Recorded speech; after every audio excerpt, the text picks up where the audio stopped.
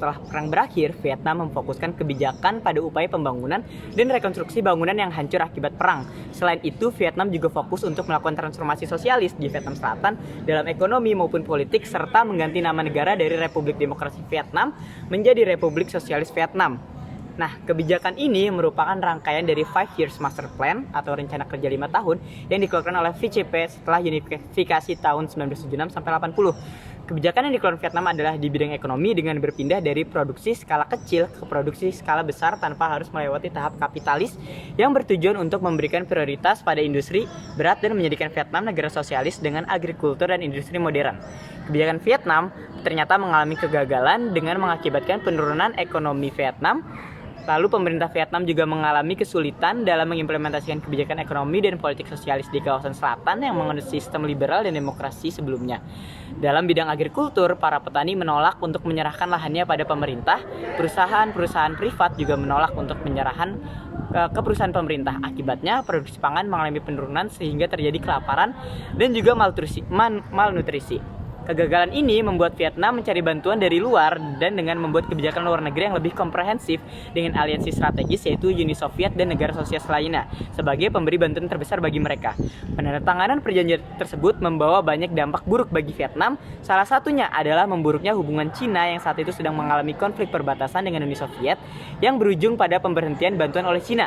Tahun 1979, Vietnam melakukan invasi ke Kamboja yang didukung oleh Uni Soviet. Invasi ini mendapat kecaman keras dari dunia internasional yang diwujudkan dalam bentuk embargo secara ekonomi dan isolasi dalam konteks hubungan internasional dengan negara-negara barat dan sekutunya. Sanksi ini berdampak pada memburuknya hubungan diplomasi Vietnam dengan banyak negara di dunia. Pada saat yang bersamaan, Uni Soviet dan negara komunis lainnya di Eropa mengalami kemunduran ekonomi dan ketidakstabilan sosial pada tahun 1983 yang berdampak pada pemberian bantuan pada Vietnam. Embargo yang dilakukan oleh negara-negara barat, terutama Amerika Serikat, akibat kependudukan Kamboja yang dilakukan oleh Vietnam menyebabkan tidak adanya investasi yang masuk ke Vietnam dan telah memperburuk keadaan perekonomian Vietnam.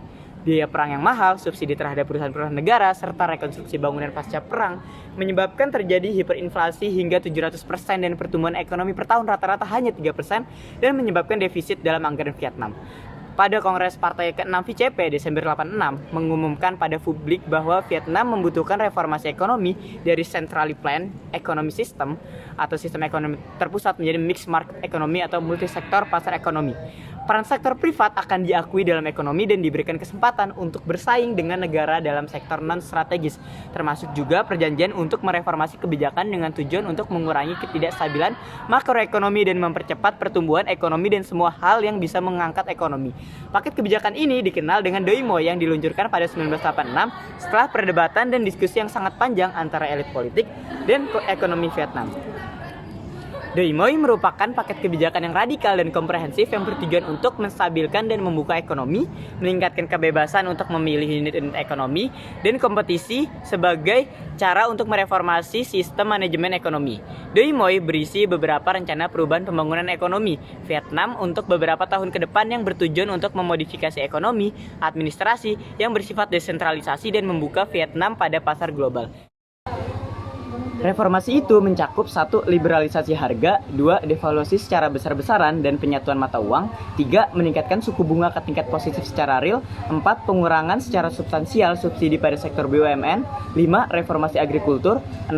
Dorongan untuk sektor privat termasuk FDI, 7. Penghapusan hambatan perdagangan domestik dan menciptakan ekonomi yang lebih terbuka. Hal ini diimplikasikan pada beberapa kebijakan berupa meliberalisasi perdagangan dan memobilisasi sumber daya untuk pembangunan yang pertama kali dilakukan untuk bidang agrikultur, kemudian sektor industri dan servis serta jasa sebagai usaha untuk membawa inflasi yang sangat tinggi dan tidak terkendali atau hiperinflasi menjadi lebih terkontrol. Sejalan dengan reformasi ekonomi, percepatan integrasi ekonomi internasional memainkan peran penting dalam mencari pasar untuk ekspor, memperbesar angka investor yang potensial, meningkatkan efisiensi dan meningkatkan pertumbuhan. Reformasi ini juga membawa perubahan pada orientasi kebijakan luar negeri Vietnam. Orientasi kebijakan luar negeri Vietnam berubah menjadi multilateral, dengan kata lain, Vietnam secara bertahap mulai mengurangi ketergantungannya terhadap Uni Soviet dan mulai menegaskan kemandirian kebijakan luar negerinya. Selain itu, Vietnam juga menegaskan bahwa hubungan multilateral penting bagi stabilitas dan pembangunan Vietnam. Hal ini membawa hasil yang positif bagi kebijakan luar negeri Vietnam dan meningkatkan hubungan Vietnam dengan negara-negara luar. Terdapat perkembangan yang signifikan dalam penerapan kebijakan reformasi ekonomi Doi Moi di Vietnam setiap tahun sejak diterapkannya pada tahun 1986. Beberapa perkembangannya antara lain yang pertama 1986 sampai 1990, pada awal penerapan Doi Moi, fokus utama adalah pada liberalisasi ekonomi dengan langkah-langkah seperti liberalisasi harga, devaluasi mata uang, dan dorongan untuk sektor swasta dan investasi asing. Reformasi ini bertujuan untuk membuka ekonomi Vietnam dan meningkatkan daya saing. Yang kedua, pada tahun 1990-an, Vietnam mulai liberalisasi kebijakan perdagangan dan investasi, mendapatkan dukungan dari komunitas donor internasional, dan memperluas integrasi ekonomi internasional. Hal ini terlihat dari peningkatan investasi asing dan kembalinya kesempatan untuk berpartisipasi dalam kerjasama internasional.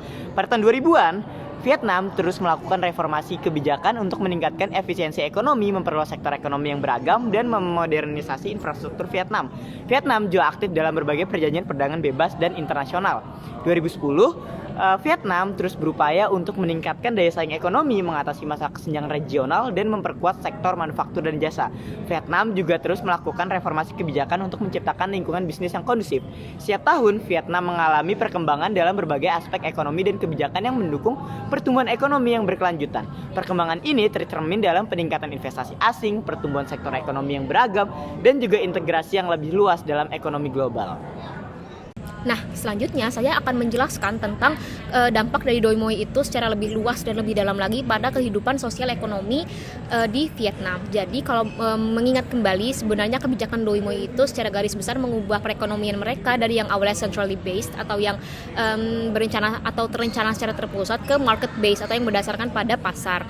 Nah, berbagai kebijakan Doi Moi tersebut memungkinkan Vietnam untuk membuka diri terhadap impor dari pasar dunia, mendorong perusahaan nasional untuk memanfaatkan penuh peluang ekspor, dan mengekspos ekonomi lokal pada teknologi internasional. Pertumbuhan ekonomi Vietnam karena Doi Moi di tahun 1990-an ini sebenarnya sangat bergantung pada investasi langsung asing atau Foreign Direct Investment yang disingkat FDI.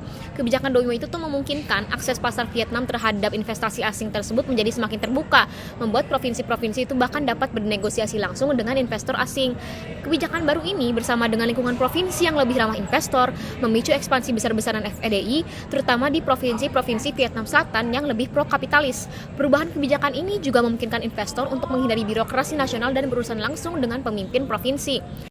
Nah, si FDI ini tuh berhasil membantu ekonomi Vietnam dengan mengurangi kemiskinan di daerah-daerahnya. FDI dapat berkontribusi pada pengurangan kemiskinan di Vietnam dengan dua cara, yaitu cara langsung dan cara tidak langsung. Cara langsungnya adalah dengan menciptakan peluang lapangan kerja baru dan pelatihan bagi pekerja lokal. Nah, melalui penciptaan peluang kerja baru ini, FDI dapat berkontribusi langsung pada pengurangan pengangguran dan ketidakmampuan bekerja yang ada. Sedangkan cara tidak langsungnya datang dari peluang ekonomi baru yang dihasilkan di ekonomi periferal atau pendukung yang muncul dari keberadaan FDI. Hal ini termasuk bisnis yang mendukung pekerja dari perusahaan FDI atau produsen lokal yang menyediakan input dan pasokan yang dibutuhkan dalam operasi usaha FDI. Melalui kedua cara ini, yaitu cara langsung dan tidak langsung, FDI telah terbukti memainkan peran signifikan dalam pengurangan kemiskinan di Vietnam. Selain itu, FDI ini juga berhasil karena didukung oleh regulasi valuta asing yang diatur dalam si kebijakan Doi Moi tersebut. Namun perlu diingat bahwa kebijakan Doi Moi ini juga bisa memiliki dua sisi, yaitu dia bisa memiliki dampak negatif dan dampak positif. Yang sudah saya jelaskan tadi itu lebih ke dampak positifnya yang karena berhasil mengurangi kemiskinan dan membuka pasar dan ekonomi di Vietnam untuk lebih terbuka bagi investor dan perusahaan asing yang secara lebih lanjut mendorong perekonomian secara lebih luas di negara tersebut. Namun Doi Moi ini tuh juga sebenarnya memiliki dampak negatif, terutama pada awal-awal masa penerapannya. Banyak permasalahan dampak negatifnya itu sebenarnya datang dari ketimpangan karena awalnya kebijakan Doi Moi ini terjadi secara tiba-tiba dan sentralistik setelah kebijakan tersebut diumumkan. Ada sebuah penelitian yang menunjukkan bahwa ekspansi ekonomi itu terjadi lebih awal di kota-kota sekitar Ho Chi Minh City yang di selatan daripada di utara yang sekitar Hanoi. Nah, pada tahun 2002 itu ada data yang keluar bahwa semua provinsi di Vietnam itu memang menerima sejumlah FDI atau Foreign Direct Investment tadi, si investasi asing. Tetapi distribusinya cenderung tidak merata dan terpusat pada beberapa area tertentu di Vietnam Selatan dan ya pertengahan Vietnam tersebut tadi.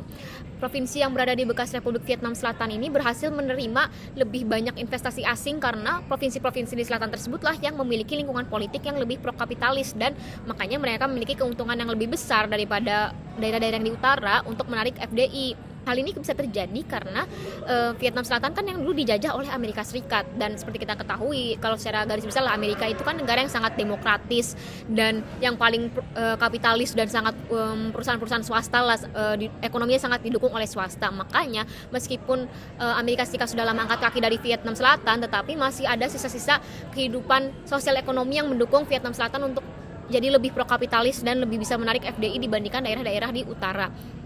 Kebijakan Doi Moi ini sebenarnya bisa dibilang adalah kebijakan yang sangat membantu melegitimasi keberadaan dan kekuasaan Partai Komunis Vietnam di Vietnam itu.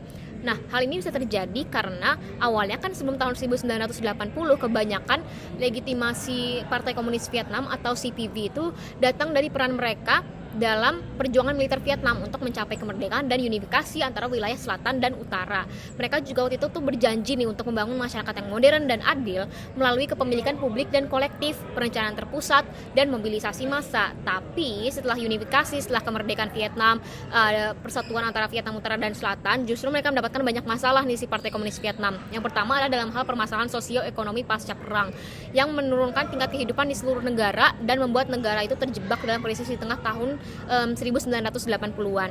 Yang kedua, mereka juga mendapatkan sanksi internasional nih karena mengintervensi permasalahan di Kamboja dari 1978 sampai 1989. Yang ketiga, memang mereka itu menyaksikan kehancuran komunisme worldwide termasuk di Rusia dan di Eropa Timur. Sehingga CPV atau Partai Komunis Vietnam itu sudah tidak bisa lagi nih mendapatkan sumber legitimasi yang sama kayak sebelum tahun 1980-an. Makanya mereka melakukan pergeseran untuk mendapatkan legitimasi, untuk menggunakan legitimasi yang berbasis performa sosial ekonomi yang kemudian berimplikasi pada politik domestik dan foreign policy-nya, sekaligus menjadi dasar mereka untuk terus berkuasa di Vietnam. Nah, sebelum kita lebih lanjut lagi, saya akan menjelaskan sedikit nih apa sih yang dimaksud dengan legitimasi. Kayak saat kita bicara legitimasi Partai Komunis Vietnam di Vietnam dengan Doi Moi, apa yang dimaksud dengan legitimasi? Jadi secara singkat, legitimasi yang kami maksud di sini adalah legitimasi yang berkaitan dengan kepercayaan dan pengakuan. Karena tanpa kepercayaan, pemegang kekuasaan ini akan kesulitan untuk mendapatkan pengakuan dari warga negaranya. Dan in return dan sebaliknya akan mengancam legitimasinya. Karena bagaimana sebuah penguasa itu bisa berkuasa secara terus-terusan kalau misalnya masyarakatnya itu tidak percaya gitu. Makanya kami menghubungkan legitimasi dengan kepercayaan dan pengakuan. Nah, lebih lanjut berangkat dari konsep secara singkat legitimasi tersebut, kita kembali membahas tentang bagaimana CPV itu mengadopsi kebijakan Doi Moi untuk strategi beralih ke model legitimasi yang berbasiskan performa kinerja sosial dan ekonomi. Nah, karena tadi sudah disebutkan nih dampak-dampak positif dari Doi Moi tersebut, walaupun ada dampak negatifnya, tetapi secara garis besar Doi Moi ini tuh bisa dibilang sukses dalam menerapkan kebijakannya dan mendorong pertumbuhan ekonomi di Vietnam secara besar-besaran. Keberhasilan ekonomi Vietnam di bawah kebijakan Doi Moi ini telah memperkuat legitimasi CPV yang mencanangkan kebijakan Doi Moi tersebut.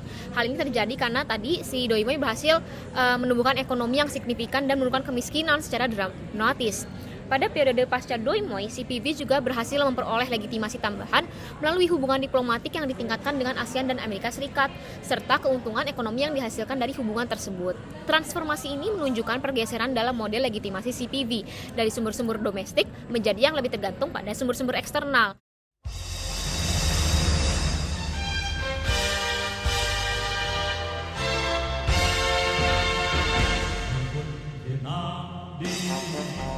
Trung hàng phiêu quân bước chân dồn vang trên đường hồng người xa, cờ in máu chiến thắng hàng hồng nước, súng quay sang trên khúc quân hỷ ca, đường vinh quang xây xa quân thù, thắng sang nào cùng nhau lập chiến công. Vì nhân dân chiến đấu